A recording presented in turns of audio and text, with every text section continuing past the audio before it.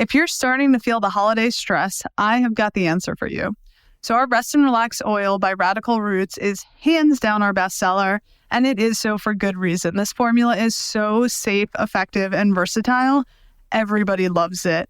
So what we did is we combined full spectrum, high quality hemp with a Chinese herbal formula that nourishes the heart and calms the spirit. So it's great to take during the day if you're feeling any sort of anxiety or stress, but it's also awesome to take at night if you're looking to make sure that you're getting the highest quality sleep that you can. I take it almost every day, and I'm certainly taking it any time that I'm recording a podcast. Head to radicalrootsherbs.com, use the code HOLIDAY30 and get 30% off of our Rest and Relax tincture through New Year's. Hey guys, it's Dr. Chloe, and you're listening to the Radical Remedy Podcast.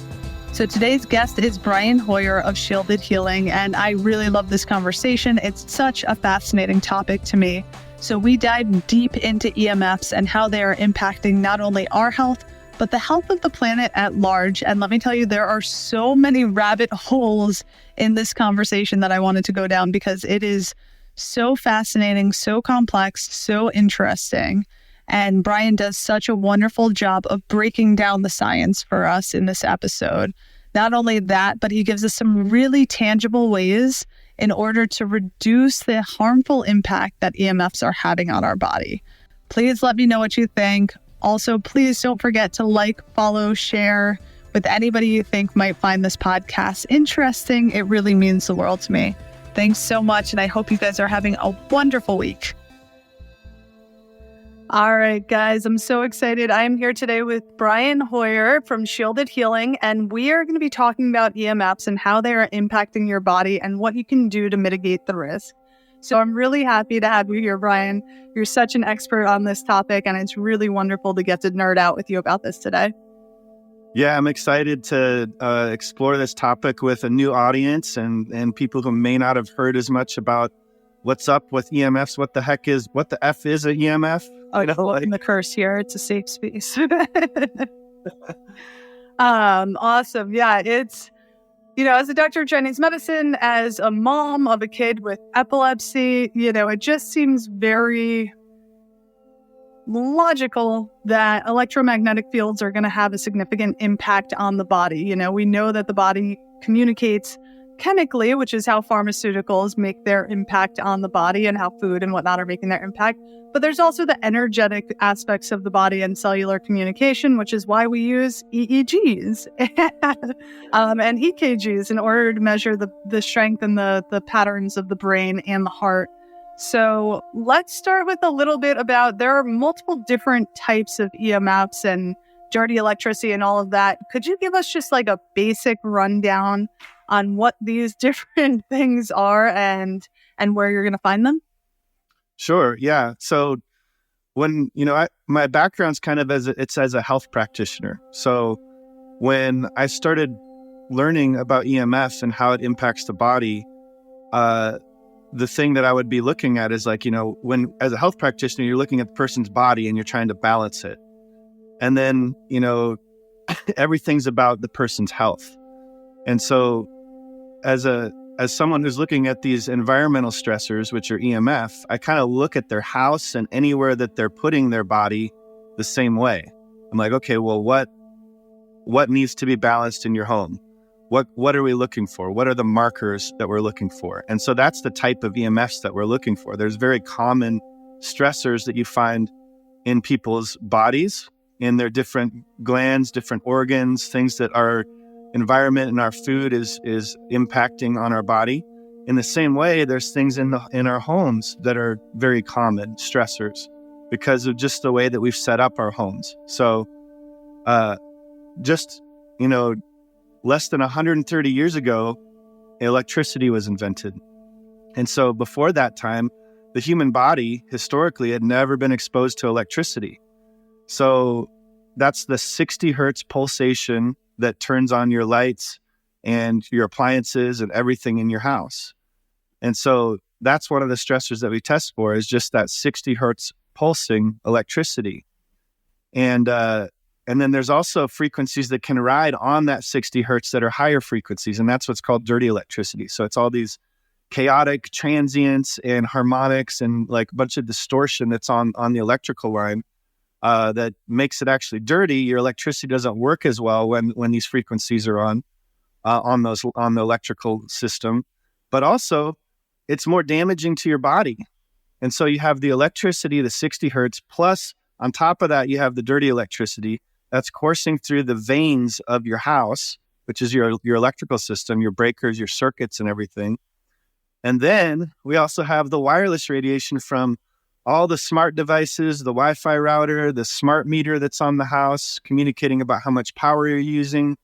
And then we have the cell phone towers and radio towers and television towers and emergency stations and satellites. And the list goes on and on, all this stuff that's just kind of bombarding us and penetrating our homes as well. And our body is perceiving that as a stressor as well. So that's wireless. So that's 3 things.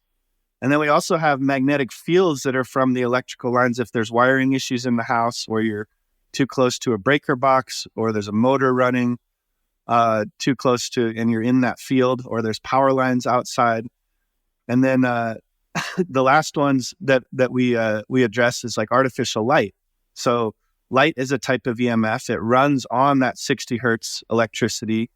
And there's problems with the spectrum not matching nature at certain times of the day when you're using it. And there's also the problem of flicker, because a lot of these lights flicker because they're on that pulsed electricity. So it flickers with the power source that you get it from many times. And then there's also some natural radiation that comes up from the earth that we test for as well. And we try to avoid that. And that's more of a traditional, natural type of EMF. That's the one of 6 types of EMF that we test for is natural. And our ancestors tried to avoid it. Like that's why the Chinese had feng shui. The country of India has the Vastu tradition. The Greeks and Romans had different things that they would do to avoid like geopathic stressors, earth stressors, and things like that. So, but now we have like these other 5 modern common stressors, and they're in everybody's home. And a lot of people don't even realize it. They don't know what to do about it. And that's everything that we do is we go in, and me or my team, one of my guys, will test the home and then basically build like a customized protocol to fix the things so you can have a healing sanctuary in your home. And we have priority areas where we have people, concentrate on depending on like what's going on in their life and how much they can afford, what they can do and everything. So it's a whole other realm. If you're into health and wellness, which your listeners and followers are, and you've been working on your body in that way, like internally, this is like a whole other way to help your body, and all of the internal protocols that you do and a lot of the products that Radical Roots provides. It's a way to help balance from the outside in, while Radical Roots and other modalities balance from the inside out.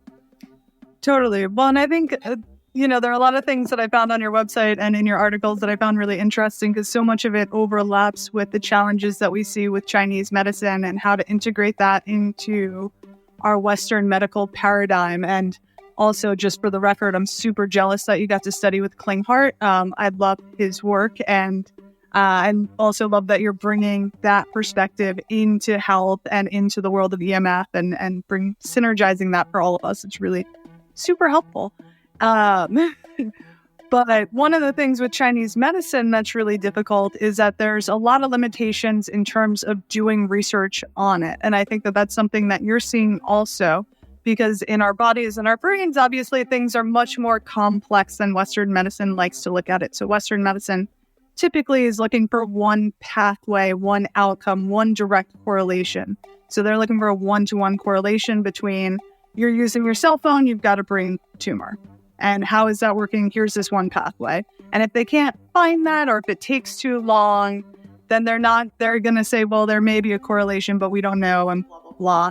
And that's something that's really challenging with my medicine also. What are you seeing in terms of the limitations on the research, and what are you seeing that's really coming out on the research on how EMFs are affecting the body? Like, what's most interesting and exciting or terrifying to you right now? I guess terrifying would be the right path, probably, unfortunately. Yeah, well, what's interesting is like because we live in such a strong Western medicine model, there is the tendency for people to find, okay, well, how does it cause damage? Um, and they're looking for that one pathway. But the fact of the matter is because the body's so complex, like you just so eloquently said, we have dysfunction that happens on a cellular level because our whole body is electric. And so there's like really literally a million, maybe a billion different things that could have dysfunction or be off or be dysregulated because of a change in the electrical environment in your home or your work or driving or whatever.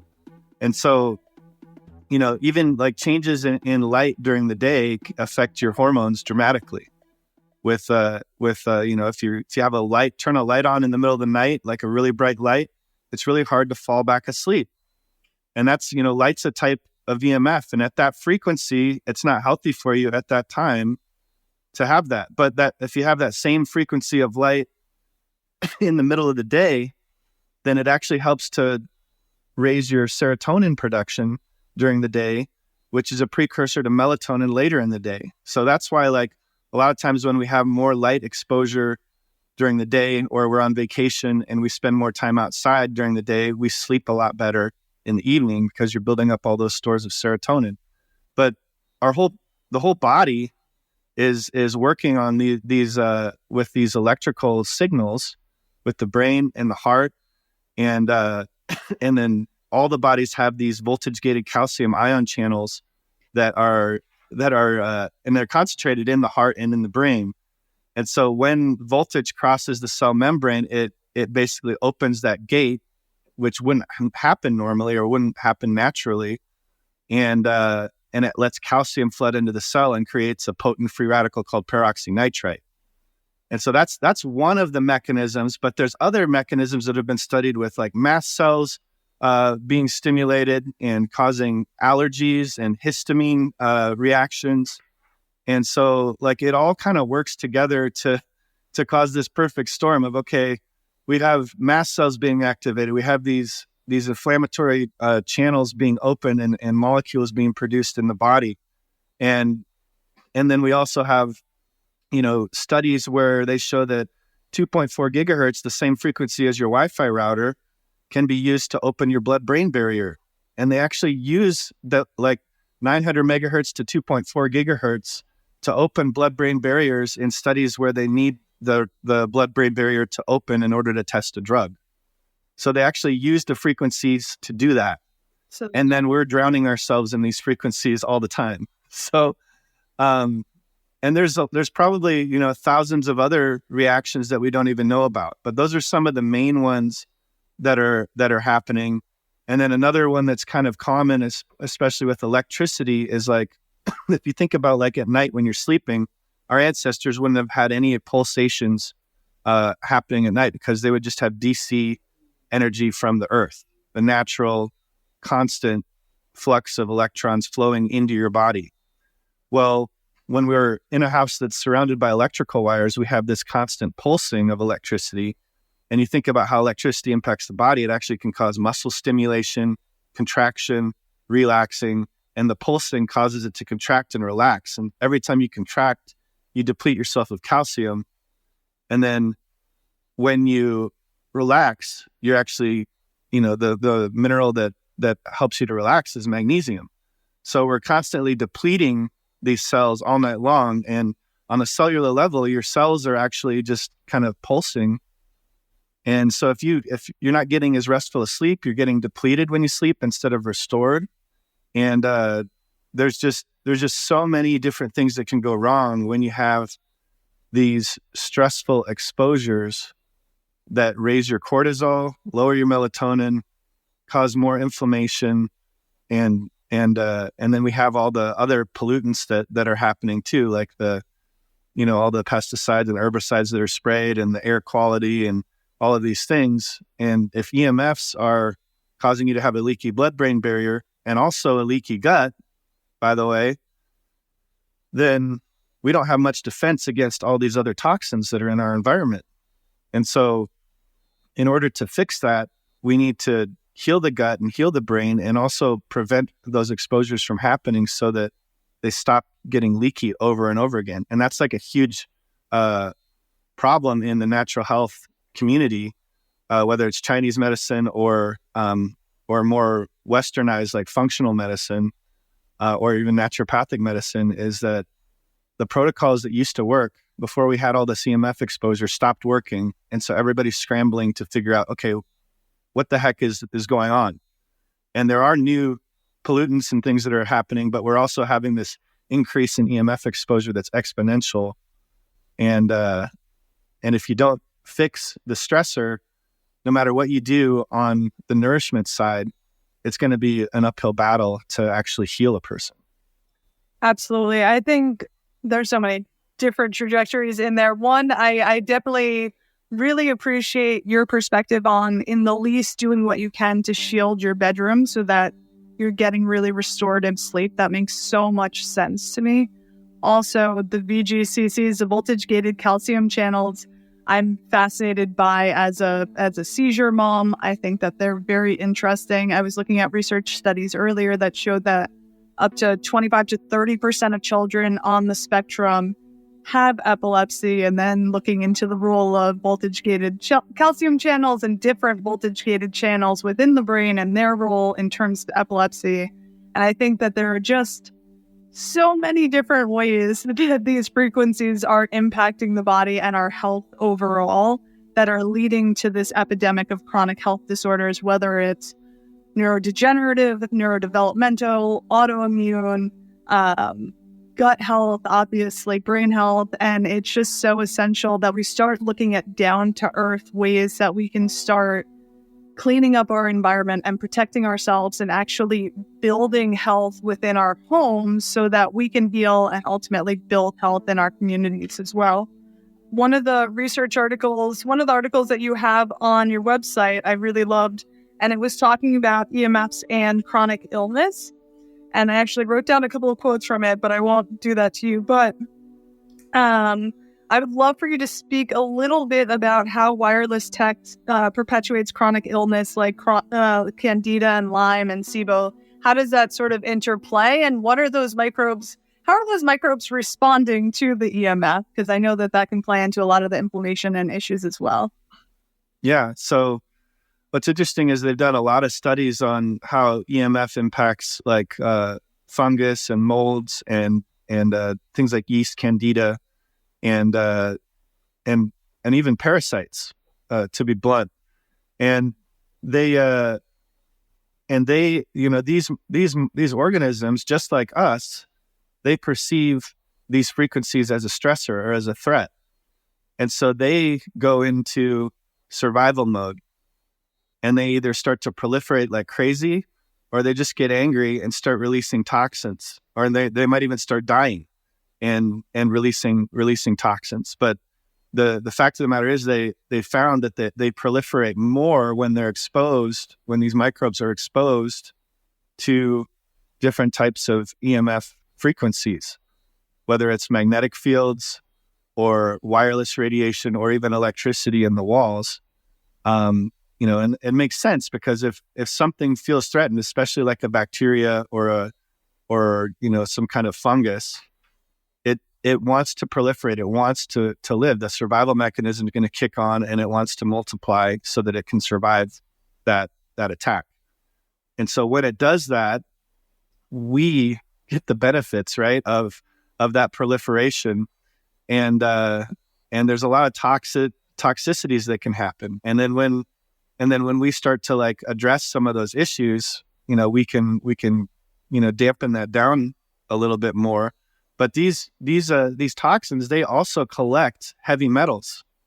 A lot of the microbes, like fungus and different parasites, they'll have like 200 to 400 times more heavy metals in them than what's in your body in a concentrated way. So they're concentrated in these organisms, which means they're actually more of an antenna as well. And so they're receiving these signals in a more intense way, which is why sometimes you might like the people who are electrosensitive, a lot of times they'll have problems with heavy metals, they'll have problems with parasites, they'll have problems with microbes, and they might not feel the frequencies on their body or on their person, but their symptoms will be such that they'll have symptoms of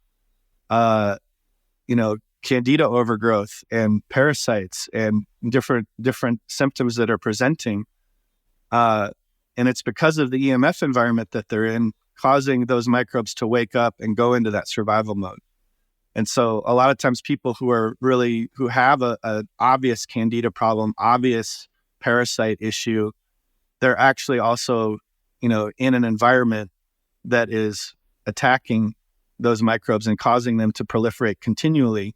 So every time you take something to purge from the parasite or whatever, it never is able to relax and kind of be caught off guard because it's always in that survival mode. And so you have to block off the frequencies to get the organisms, the microbes, to relax, and then you can pound them with the Chinese herbs and the different and all the different things that are meant to like help balance the gut flora and give the body the energy that it needs to heal. Yeah, it's fascinating. I think that so many of these chronic illnesses are so complicated by these latent issues, whether they're active or latent, whether it's a latent virus that's sort of living within the body, or dysbiosis, abnormal gut bacteria or parasites. Anybody who listens to the show knows that I'm a big parasite nerd. My son Remy will literally if he has seizures, he has them with the full moon, and then they go away. And so, I've studied it enough to know that parasites migrate with the moon cycles, and then that increase of inflammation is going to cause an increase in inflammation along the vagus nerve. And if you're wired to have seizures, you're going to have seizures then, most likely. Thus, lunacy and the phenomenon of ERs truly being full during the full moon. So, you know why? And you know why it's the full moon causes that? It's because the magnetic field is stronger during that time. And so if you're exposed to like a large magnetic field or live near power lines and you have like an exposure to a magnetic field all the time, it's like you're in a constant full moon state and you're just never going to recover. Imagine your son being in a constant full moon state like all month long, like 24/7. Well, it would be... so many children are. I mean, I don't know. I know very few children. I could probably name them literally on one hand, who are not constantly attached to some device 24 hours a day. I have so many friends who are just constantly AirPodding, doing all sorts of things, which we'll get into more because it's my pet peeve of the universe. But it's, and then also a lot of kids on the spectrum or with developmental disabilities, their parents are just trying to find ways to alleviate their stress emotionally by giving them tablets or whatever they can use in order to calm the kids down, distract them, get their food done, whatever. I get it. I'm a single mom of a kid with multiple disabilities. It's hard. Sometimes you got to do what you got to do. But so many of these kids, again, are just totally addicted to these devices, and their bodies are never getting that reset space from it. So it is pretty terrifying as I sit here with like devices plugged in all.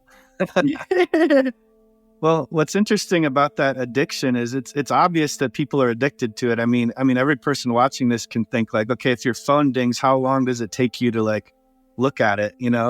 Pretty much instantly for most people, it's like, I have to see what that was.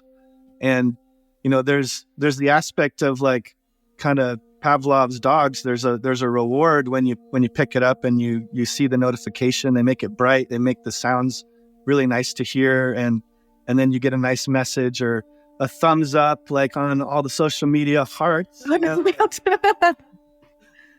Like everything, they make it really addictive from that perspective. But then there's also like the light stimulation into the eyes, the retina, the brain, and the EMF itself, the wireless radiation, like all of those things combined together create a spike in blood sugar, a spike in cortisol, that kind of gets your heart pumping a little bit more, and it gets exciting, and there's a dopamine hit that happens. but it's happening constantly, with all of these different avenues that they're kind of attacking you with. And that's why it becomes so addictive. It's not just the feel good stuff that's happening with the notifications. It's also the light. It's also the EMF itself that's actually impacting your body. And so it's like if there was an evil plot to like put devices in everybody's hands, I mean, this would be the perfect device to do that, to help control people and make them addicted to something. Yeah, and the control is real. I think Huberman put out a video yesterday that just totally freaked me out. It was clips of little children who were just like addicted to the phone, but there was like a 1, maybe 2-year-old child lying there crying, holding an invisible phone. So the kid didn't have a phone in his hand, but he's hysterically crying, holding a phone, swiping as if he's on TikTok, just going up like this, hysterically crying. And I'm like, holy shit, what the fuck are we doing to our kids on so many levels? It's absolutely terrifying. I remember when Remy for a while had an eye gaze device, so he could pick what he wanted. So basically, Remy's nonverbal, so he has like a speech device which has pictures, and he can pick what he wants, and then it goes bubbles, sushi. I'm a spoiled little kid, and I'm going to tell you that I want to eat sushi every day. Parasites, but so he had an eye gaze one, and he was getting tested to see if they would give him this eye gaze device. He was probably 2 or 3 at the time. And the women who came, and it's like a $30,000 device that, the state of New York or whatever gives to kids with disabilities. So they want to make sure that it's going to work for the kid. So they bring it into my house and they're trying to get Remy to watch it and interact with it. And they're like, it's like a TV. Like, why won't he play with it? It's just like a tablet. And I was like, he's never used a tablet. And they're like, I don't understand. And I was like, I don't understand. What are we doing here? So it really is pretty disturbing. Well, you deserve a pat on the back for that, because you're an outlier, and you helped your kid not to fit into the norm, which is actually really good nowadays because of how, the norm is so toxic.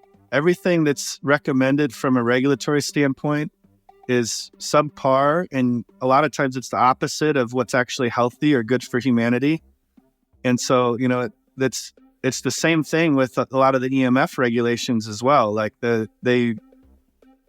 and this is the problem with the paradigm, is they're looking at like markers, like single cause, single disease. And their Western medicine is meant to diagnose. They're diagnosticians. They're diagnosing a disease. And if there's no disease, then there's nothing wrong with anything. And so they're not looking at dysfunction, symptoms like quality of life, vibrancy, energy, sleep quality. They're not looking at any of those markers. They're just looking at, okay, stressor or thing that we're testing, and then disease. Does it cause this disease? And so they're testing, and what they'll do is they'll test for like a certain period, say 5 years. And if the person doesn't get cancer for 5 years, they'll be like, okay, it doesn't cause anything. But then like at 6 years, they kept doing the study and they started to see tumors developing in people. But they're like, oh, let's just cut it off at 5 years so that it looks like there's nothing. And that's what they do with so many different types of studies. They're doing it for a specific reason to help the industry, the pharmaceutical industry, the telecommunications industry, and they're not being truthful with people. No, and they're not looking out for people's health. I mean, it couldn't be more obvious at this point. And I think luckily the one thing that COVID did do in a positive way is I think a lot of people are questioning the health officials and the general narrative around health in our country. And it's past time that people wake up, because it is an absolute disaster. And that, again, is one of the main reasons of doing the podcast, with 54% of our children now having a chronic health disorder and neurodevelopmental disorders skyrocketing. I really think that we need to take a lot of the knowledge that we've learned from research and work by functional medicine doctors and integrative doctors, biohackers, Chinese medicine, and really bring that to the next generation and really start building health. Otherwise, I think we are in for quite a disaster, which we absolutely are for many reasons. And one of the ones that also is super disturbing to me, which I'm hoping to have somebody on the podcast to talk about soon. But one of the some research shows that sperm counts around the world have declined by 50% over the past 50 years, with the pace of decline doubling since 2000. And research indicates that by 2050, sperm count will fall so low that the average man will actually be infertile. So it's absolutely batshit crazy to think that some of these things are not impacting health. What are your thoughts on the on fertility and EMFs? I know I carried my cell phone in my waitressing apron when I was pregnant, or in my back pocket all of the time. And I always wonder what that might have done to Remy while he was in the womb. I wonder how EMFs might have impacted. Remy has a rare genetic disorder that's de novo, so it's not something that me or Remy's dad had. So, how do you think that EMFs and Wi-Fi are impacting fertility? That's such a big epidemic these days, and I can't imagine that having your cell phone, in such close proximity to your reproductive organs is a positive thing. Yeah, well, there is a lot of solid studies and research on how wireless radiation, especially, but any type of EMF, lowers sperm count and affects fertility in both men and in women. And another thing, if it's affecting sperm count, it's also affecting testosterone. It's also affecting your sex hormones. And so, that is another correlation where the studies basically are going in the same direction as the sperm count, that men's testosterone in just the last, I think the study that I looked at said like the last 20, maybe 30 years, it's half of what it was for the same age group. And so we have it used to be that you'd have to men, born in the 40s and 50s, they wouldn't have any problem with testosterone until they were 80. And now it's men in their 30s and 40s are having the same problems that men in their 80s had. And so we've halved the age of where our bodies just can't take it anymore. And it's because of all these endocrine disrupting chemicals, and also what I like to call endocrine disrupting energies, EDEs. So we have EDCs and EDEs. And this is something that, I kind of coined along with some doctors at the Medical Health Institute in Miami. They're like a hormone clinic, and we were talking about EDCs and how that affects hormones. And then, we kind of came up together with this term called EDEs, so endocrine disrupting energies. And so anyone who thinks that, okay, EMFs don't impact me, I don't feel it or whatever, well, you don't feel it when your sperm count goes down. You don't feel it initially when your testosterone goes down. You don't feel it when you're a woman and your cycle is off by a day or two. But you'll notice that something's off. You'll notice that there's maybe more blood that month or the next month, or less blood, or you skip a period or whatever. And there's multiple factors that can cause those things. But this is one of those factors, one of those stressors that helps to fill that bucket so it's overflowing. And if we can lower these stressors, then you give your body a better chance to deal with all the other stressors that we have to deal with. So we need to start learning and teaching people, how do we live in this modern world that's electrified in a healthy way, that's respectful of our biology. And that's what, I just started a new company that's selling products, and our motto is technology that respects your biology. And so we're basically redesigning, reinventing common products, but making them in a healthy way, so that you're not exposed to these endocrine disrupting energies and these energies that are stressing your body out. So everything from power cables at your office desk to lamps at your office desk to just products in your house, getting everything shielded so that you can still have the convenience of electricity without the bad parts of it. Because we live indoors, we actually need to have more light inside of our homes. And a lot of us are stuck indoors, like for work or whatever, or just the weather. And there are ways we can use technology like a biohacker to our advantage.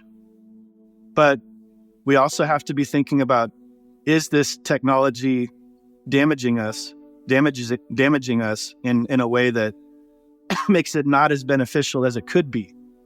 And so we're trying to create easy paths for people to create healthy environments, because right now it is extremely difficult to go to the store and purchase anything electronic that's healthy from an EMF perspective. Almost nothing you buy it in the stores is that way. So we're trying to start doing what matters first in the bedroom and in your office where you spend a lot of time.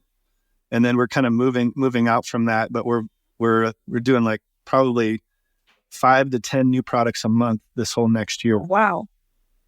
That's a ambitious beast. Like 5 to 10 products a month. That's awesome. I can't wait to check some of them out, because again, one of the reasons I really was excited to talk to you is it is really overwhelming. I'm like, okay, so I could potentially get some Wi-Fi blocking, some EMF blocking curtains or paint, and then do this, that, and the other. Or I have this stupid phone case that may or may not do something. We'll get into that in a little bit. And some of these things might help, some may not. But then when you dive into it a little bit more, it's just so much more complex than your average person can just do in their home. And that's why it's so important to have an expert come and really look at it. I would love to start diving into some of that first. Before we do it, though, I really would love to hear your take on AirPods, because as I mentioned before we started filming, it is my greatest pet peeve, and they drive me crazy after learning so much about the brain. It really just breaks my heart to see so many people that I know and love putting Wi-Fi directly through their brain and surrounding their brain all day, every day, as they're using their phones directly up to their heads or using the AirPods. So I'd love to hear your take on that, and whether you think that that's a great idea or not. Yeah, well, I mean, if you care about your brain health and it's important to you, then you should be a definite no. I should not use my AirPods. And it's operating at that same frequency that I talked about earlier that actually causes the blood-brain barrier to become permeable, causes leaky brain, because it's operating on Bluetooth at 2.4 gigahertz. And so you're putting that, and it's not just one signal, it's 2 signals for each AirPod that are going into your ears and just communicating to your phone back here. And I don't know if they communicate back and forth. It might just communicate down, but it doesn't matter, because when it blasts that signal, it's not like a laser signal going down to your device. It is just going like everywhere. And so, a lot of people that use them all the time, they have headaches and they don't know why. They get migraines, they get insomnia, they can't fall asleep. They're like, oh, I just have to fall asleep with my AirPods and listen to my music or whatever. But maybe you wouldn't need to listen to music if you didn't have the AirPods in, or you could, there's other ways to I listen to nice binaural beats and sleep rhythms when I go to sleep, but I download it on my phone and then just have it on speaker and put it close to my, my bed where I can hear it. But everything on my phone is on airplane mode, and Bluetooth is off, Wi-Fi is off, and you have to make sure that they're actually off and they're not just disabled. Like on an iPhone, it'll turn gray if it's just disabled, but it won't turn kind of black. And so you really have to make sure that it's actually off in order to do that. But yeah, these AirPods are, gosh, especially kids, their brains aren't fully developed. A human brain isn't really fully developed until you're about 25 years old. That's when you finally have the maximum thickness, and it can profoundly impact brain function in children and cause permanent damage from a young age if if there is like a stressor such as this that is actually chronic and continuing and ongoing. Yeah.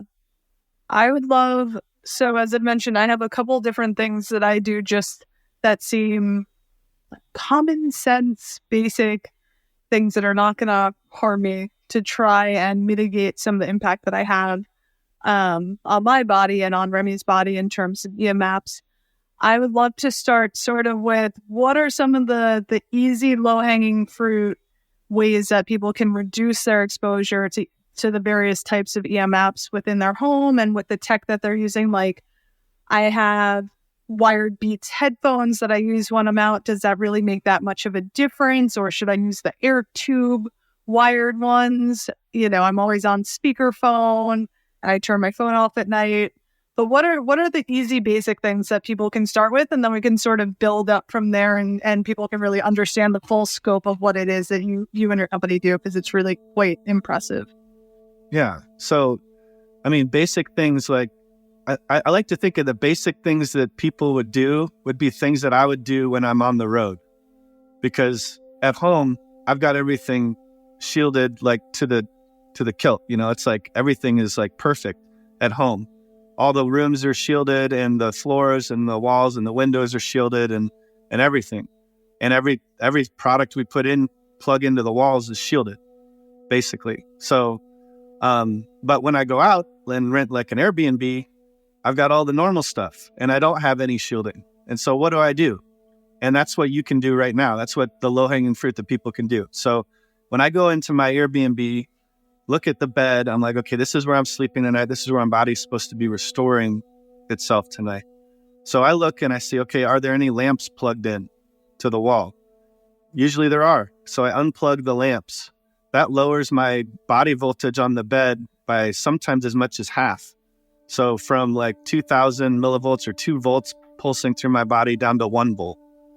And sometimes it won't even go down that much. And then if I can, I'll move the bed away from the wall because the wall has the wires in it. So that's just like being next to something that's plugged in. So if you can move your bed a little bit away from the wall, like 1 or 2 feet, that can bring it down like another 10 or 20% as well.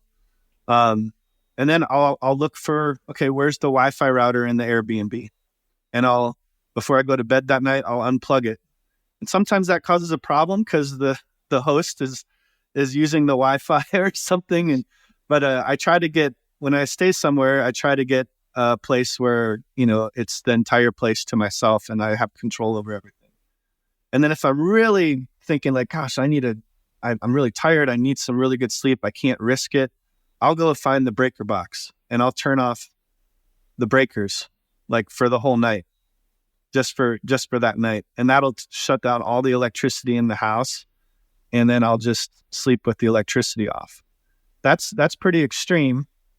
And, there are devices you can get that will like turn breakers off and things like that. But ultimately the better solution for people, like the next step would be to get your home tested.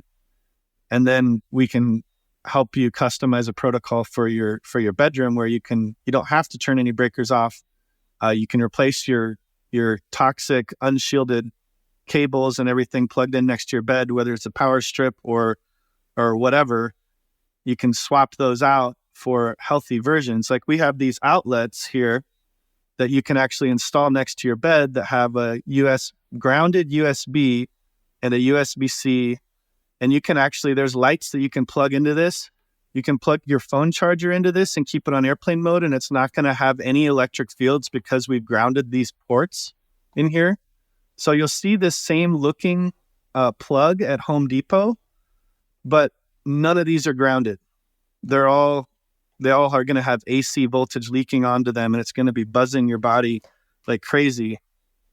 And well, just to interject there, A, that's super fucking cool. B, can you speak a little bit about grounding? Because that's something that I think there's a lot of confusion around. I remember when Remy was younger, a neurologist had actually recommended that he get grounding sheets, and I thought it was so cool. And then as I've listened to some of your podcasts and learned more, it seems like that can also be challenging. But if you want to just speak a little bit to that, if that's cool, like what grounding does to the body and how that can help, and also how grounding sheets can sort of be not as beneficial as they can be touted as. Yeah. So the way I like to talk about grounding is that it's really two things that are happening because of the world we live in. Like if you're not around electricity, grounding is awesome. That's how it was intended for us to be in nature.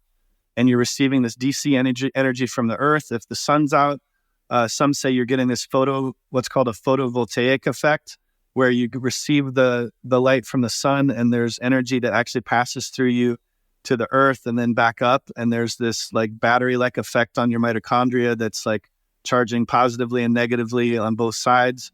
And you're charging your battery in that way with the light and with the earth. So it's a super beneficial and highly studied practice. But we also have the issue that when you ground, when you bring AC electricity into the picture, it kind of changes. It doesn't change the therapy you're getting from the earth or from the sun, but it does change the effect of the AC electricity and how it's impacting your body. Because once you ground, you think about it like there's several examples I like to use. Like if you look at the electrical wires on the road and you see how the birds can go up and they can just basically just sit on the electrical lines without getting electrocuted, it's because they're not grounded. They're the same potential as the line when they're up there. Now, if the bird had a hand and it could hold like a metal pole and reach it down to the ground, as soon as it got close to the ground, that bird would get zapped because it would be electrocuted. Or the same thing, if you took a metal pole and you're grounded and you go up and you touch the electrical wires, you'd get electrocuted. But if you were up there by the lines, touching them, you'd be okay. That's wild. Or another example for kids, like to explain it to them, it's like when you go down the slide at the playground and you get that buildup of static shock. The electricity is looking for the lowest potential, the ground, to go back to. So when you go out on the slide and you touch somebody who's grounded, that's standing on the ground, they're a lower voltage potential than you shock them. That electricity, that charge goes from you to the grounded person.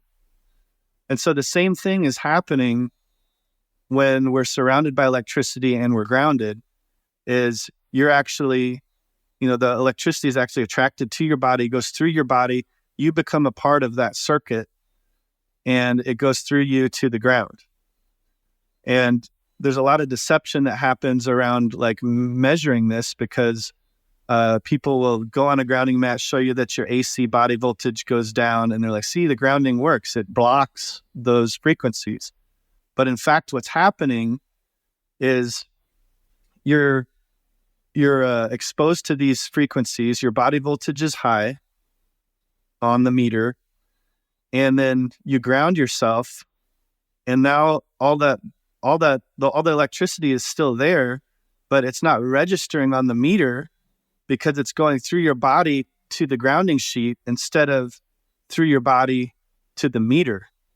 So it's bypassing the meter, and it's missing a lot of that voltage that you're still being exposed to, but you're not seeing it because it's going onto your body through the grounding sheet, because that's the lowest voltage potential. That's the fastest way for it to get to the ground. I've heard that there are certain ways to sort of detoxify EMFs. Like I have I forget which one it is.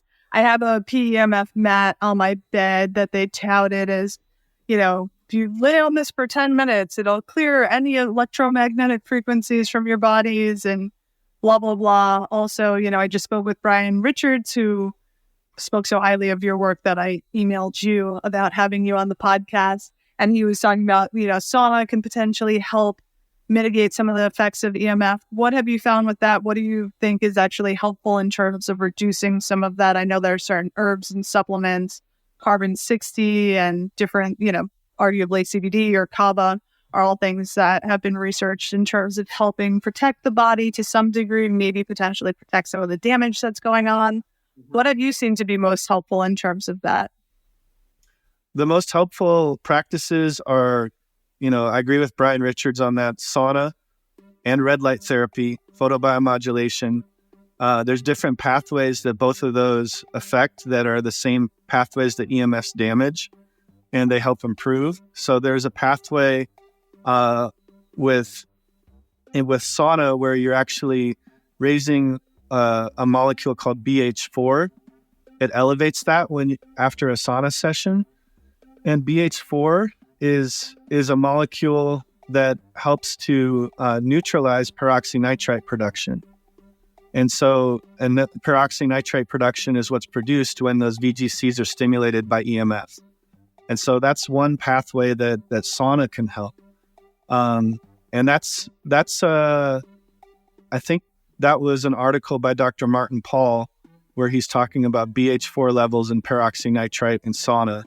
And he's also the researcher that put together the collected data on how VGCCs are actually impacting EMFs are impacting the VGCs via that pathway as well. But he wrote this article about BH4 and sauna and peroxynitrite before he did any of the research on EMFs, like bringing all that information together. So sauna's one. Photobiomodulation is another, because you're actually supporting the mitochondria and stimulating cytochrome C oxidase and the electron transport chain to function better. And you're when you're supporting the mitochondria, you're actually helping the body to produce, it's also producing what's called subcellular melatonin. So there's a melatonin that maybe you've talked with Brian Richards about this, that's produced subcellularly in the mitochondria. Every single cell in your body, every single mitochondria produces a form of melatonin that has nothing to do with sleep. It's all about being kind of a cooling agent for the cell, and it's the most potent antioxidant in your body. And so because it's a potent antioxidant, it also helps to mitigate damages from EMFs in mast cells and with the peroxynitrite and all these other pathways. And it's like your body's number one way to help protect the mitochondria and the cell on that cellular level. So those are two of the great ways. Also, cold therapy is another great way to mitigate. And then, there's a lot of supplements too that you can take, like molecular hydrogen. I personally think of it like we need to protect the fat cells and also the water soluble parts of the body. So the fat and the water. And so because of that, we need to be thinking about vitamin E as a potent antioxidant for the fat cells. And then also like vitamin C or, other types of antioxidants that you can take that are water soluble. And when you do that, those are things that I use when I travel. Is I'll always have vitamin E. I'll always have vitamin C and maybe some bioflavonoids. I'll have molecular hydrogen with me to help mitigate a lot of that damage. And the lipid peroxidation is a huge issue with EMF damage, because that'll last a lot longer than the water soluble damage does. I assume because the lipid gets more into the cell membranes, or am I making that assumption?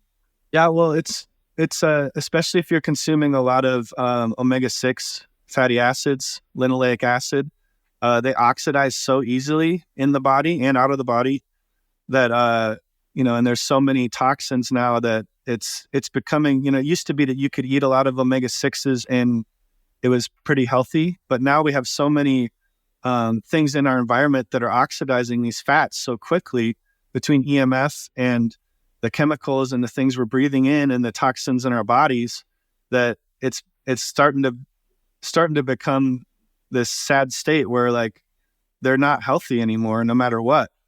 And so, and it's becoming a huge deal. And one way to mitigate that is to take higher doses of vitamin E. And so if you want to enjoy omega-6s still, like avocados and nuts and seeds and things like that, you really should be taking a vitamin E supplement with a high gamma count. Interesting. I remember Remy getting recommended high levels of vitamin E from Kelly Dorfman, who's a functional nutritionist for kids with disabilities. I'll have to look back on those notes and see what she was talking about with that, but it makes sense to me.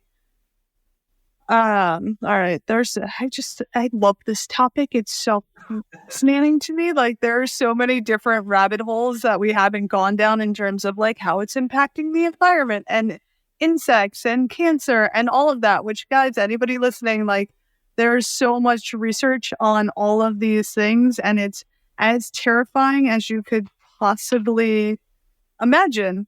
Just for one example, a study done in 1979. This shit drives me crazy because they're like, oh, we have no idea if this impacts people's health whatsoever. 1979, there was a study on childhood leukemia cases were doubled compared to children exposed to lower magnetic fields. And also research done at that time on increasing miscarriages due to exposure to electric fields. 1979. That's even before I was born. And I'm old now. This is absurd. Like, it's just, if you think that the health regulation industries are looking out for you, they're just not. So and the thing about that study too is that they know that's a legitimate thing, because they'll take that information and they'll put it in like the World Health Organization warnings about EMF being like a type 2 carcinogen, which is in the same category as cigarettes, but they don't highlight it. They don't make an announcement. They don't like tell people about it, but they'll just post a study. Oh yeah, in 1979, we knew this, and there's been studies to confirm it since then. And it's related to below 0.9 milligauss. Above 0.9 milligauss or more is correlated with childhood leukemia, and then the miscarriages and everything. And they have that on the World Health Organization website, but still they don't like care about actually lowering our exposures to levels below that at all. And I feel like, the whole 5G, 3G, whatever it is, like, debate is a whole different situation, but it just seems like there's reckless abandon when it comes to technology and EMFs, where they're just not really testing it. They're not looking for it. And so they assume there's no harm, and we are all the guinea pigs. And so is the entire environment and ecosystem, because every animal and plant, I believe, has voltage-gated calcium channels, and thus are being dramatically impacted by these EMFs that we are flooding the earth with. So it's really disastrous on all levels. So now I'm going to have you bring us some hope in terms of, before I get too doom and gloom and keep you here forever going into all of these rabbit holes, tell me some more about how you guys have found the best ways to help, create that healing environment, at least within the home, and what you guys sort of do, and maybe some of these new products that you're bringing out, because I think that that's so very exciting. I know I'm literally going to be on our website after we hang up today, so there will be that. Yeah. So, I've been doing this work for almost 8 years now, and kind of coming up, like seeing what's out there and then coming up with my own solutions through my own filter of natural health. Because before I really came into this, there was only a few companies that were actually making things hypoallergenic and non-toxic. And like, there's a lot of like electrical engineers in this industry, like of the EMF world and mitigation world, who are just like, oh yeah, just use aluminum foil, or this thing has nickel in it, or this thing has a little bit of, I don't think they ever use mercury, but it's like everything was on the table as long as it blocked the EMF, And so I was just like, no, we can't do it this way. Don't use lead. Don't use nickel. Don't use like all of these things. And, and then your child's better than a lead. Yeah. Or like, make this a polyester, like endocrine disrupting, like cage for you to breathe in all night. And let's light it with silver that flakes off and you're breathing it in all night. There's just so many problems with a lot of the solutions that were out there. And I started to like one by one, like tackle each major thing. And Brian Richards and I kind of partnered up to develop like the first organic cotton shielding fabric in the world. And so that's what Sauna Space uses in their saunas. And I consulted with them to shield all of their products and spent a lot of time personally with him in Missouri. I actually moved my family there for 2 years to help his company and for him to help us because he could cut and ship out our shielding fabric that we developed together. So it's a synergy that him and I have. And now we're kind of, doing our separate things, but still really good friends, and we still help each other out. But it's like, there's very few people that care, that are in the entrepreneurial world or the business world, about like, let's make a product that actually works, that's not going to harm somebody. And, that's why I actually found his company, was because I was testing saunas. And I wanted to have a zero EMF sauna that I could recommend to my clients and I could, put out there. And so that's what we ended up creating together. And we still test saunas. There's more sauna companies. We basically changed the whole industry so that they're way more concerned about EMFs than ever before. I mean, if you look at the saunas just 5 or 6 years ago, hardly any of them were talking about EMF. And nowadays, like every single one they have to have that marketing on their website, even if they're lying about it. So it's like, it's a huge deal now. But the solutions that we bring to the table for people really are, my big thing is to make it so that you don't feel like, oh, I have to, I've been to homes when I first started out where they lined literally their whole rooms with aluminum foil and like the walls and the ceilings and everything. And I was just like, this isn't good. Like you've got aluminum everywhere and that's a neurotoxin. And there's like Klinghardt talks about how there's this resonance phenomena with like metals and it can actually like cause you to detox more and loosen like aluminum or mercury in your body, when you're around fluorescent lights, or aluminum when you're around like aluminum things. And if you have aluminum in your body, it's resonating and loosening it up and going into areas that are actually harder to detox from. So like for me as a practitioner, I was looking at this like, this is not good. We need to do something different. And they do make shielding paints, and the shielding paints are actually good. So that's one of the recommendations that we do is like, let's make everything aesthetically pleasing, make it look like a normal house. So you don't have to look like you have a tinfoil hat on every time that someone comes over, and make it beautiful. Just like Brian Richards does with his saunas. He made them beautiful, and the fabric is beautiful. And, that we use for curtains for the windows. And then we have floor material that we put underneath the floors. So if you want to remodel your room for health, it costs like a fourth the cost of remodeling your bathroom or kitchen or whatever.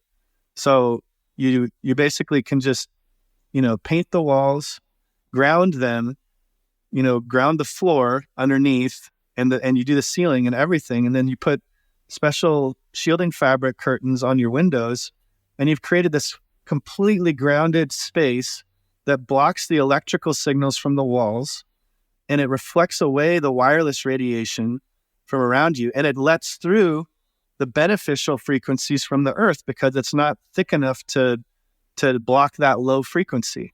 So you're still getting the Schumann resonance, you're still getting like the beneficial things from the natural world, but you're blocking, because of the thickness of the shield, you're blocking like the majority of the man-made frequencies from coming in, and your body actually gets to rest. You get to breathe and restore. And if we can just do that at night, and your body can restore from all the stress and the shit that everybody goes through during the day, then you get a chance to heal. And when I started doing this, implementing these solutions in my health practice, when I was doing functional nutrition with people, I was able to actually get them off leaky gut supplements like right away, like 3 times faster than normal. And the protocols would stick. I wouldn't have to like come back to it in like 6 months or a year. Like things would start to stick. And then some people would respond so well to sleeping in a shielded space that they halved the amount of supplements they needed. And they didn't even need a leaky gut supplement. They just started healing just exogenously. That was like the biggest stressor in their life was the EMF while they're sleeping. So there's that. We also test for like the lights and optimize the lighting in the house so that you can, you don't have light stress during the day or at night. And then we test for wiring errors and all sorts of things. But the main thing is to, get one of my guys or myself to your house, help us build you a protocol, get you on the right track. That way you're not wasting money on all these harmonizers and crazy things that they are marketing to people online that don't work. They have nothing to do with EMF if they're doing something. They're just supporting the body. At most they're supporting the body energetically in some way, which I'm a real energetic person, but they don't lower the readings on any of the equipment that we have that we measure this stuff with. Yeah. So the reason they're marketing it for EMF isn't because it has anything to do with EMF. It's just because EMF is a hot topic and nobody knows what to do about it. Which drives me crazy because I'm just like a foolishly ethical person. So I'm like, why would you do that? These things are expensive and we all buy them because we're worried. But in terms of you and Brian and both of your companies, one of the things that I love about both of you is that you guys are also foolishly ethical people who go above and beyond in terms of making sure that what you are doing is well researched and done to the absolute best of your ability, the best of the current research, the best that's available, to the point that you guys will create an entirely new fabric and make sure that you're getting some organic shielded fabric. I also really love, as a health practitioner and as a mom, that both of those things, whether it's, Brian's saunas with the photobiomodulation of the lights, I think are fantastic for the kids, whether they're going into the saunas or just using one of the photon lights, and working on shielding a child's environment or part of the home or your bedrooms. Those things are working on so many different pathways within the body in order to build health and restore health to people. So one of my main, mottos is sort of that we need to stop responding to disease with pharmaceuticals and start building health. To me, I think with Chinese herbal medicine, Chinese medicine, but this is another way that we can really build health within the home in ways that you don't even really have to think about it once you've done it. It's, you pay some money, you get some help, you get it shielded, and then you're really building health over time as opposed to this chronic, drain on your system, your brain, your body, and your immune system. So I really love the holistic approach to health through these two avenues, I guess I would say. Yeah. And you make a really good point. And I probably don't emphasize this enough with people, but, once you shield that room, like you said, it's like, especially for someone who it's hard to get them to take supplements, it's hard to get them to stay on a protocol. Like children, it's 100% compliance after they shield the room for them to be shielded from EMF. Like they just go and they sleep in their room and they're restoring all night long. You don't have to get them to swallow something or do anything to get their therapy. It's something that they're already doing. And so a lot of people will spend a lot of money on a sauna, which can be a great investment, or a hyperbaric, or some kind of ozone machine, or whatever biohacking thing. Yeah. And they may not get their child to use it. They may not use it. You have to cut time out of your day to do it. But with like shielding your bedroom, you don't have to change anything. You just do it once and you're getting that therapy night after night after night after night. And it's compounding. Your body's healing more and more every night. You're getting into a deeper healing state every single night. And so like as far as investments go, you have compliance, 100% compliance when you're at home in that shielded space. But also you're going to be reducing the amount of supplements that you need to buy, the amount of other therapies that you need to do in order to get healthier, because you don't have all these frequencies damaging you constantly and setting you backwards every single night. Now you're actually going forwards at night instead of backwards. And so it's, I always, I'm probably biased, but I say like, a lot of people are like, oh, I'll eventually do that. This is like the time to do it. Like, this is the first thing that I think this should be a priority, is fixing this environment. Continue to do the things you're currently doing. But if you're going to make an investment, this is like a way to actually save in the long run, because you're going to make everything that you do in the future better that way. Absolutely. And I've spent so much money on supplements and therapies for Remy, and I know that they would have been so much more impactful if he didn't have that chronic stress on his body from the electromagnetic fields. And I just think it really, I cannot stress enough how much I think that this is a huge issue. And it really terrifies me to see how it's going to impact our health as a society long term. So I really hope that anybody listening is going to reach out to Shielded Healing. I know I am going to, and look into ways that I can like boost my health and help in the least shield Remy's room and reduce the impact on me while I'm sleeping also, because it really truly is one of the most important things you can do for your health. So I am going to set you free, but I'm really, really genuinely very grateful for your work, and really, really grateful for your time and your wisdom. So thank you so much for sharing all of this. Is there anything else that you feel like anybody listening needs to know, or is there anywhere that you'd like to direct anybody? I know I'll put all of the links in the show notes, but if there's anything else that you think I missed, let me know.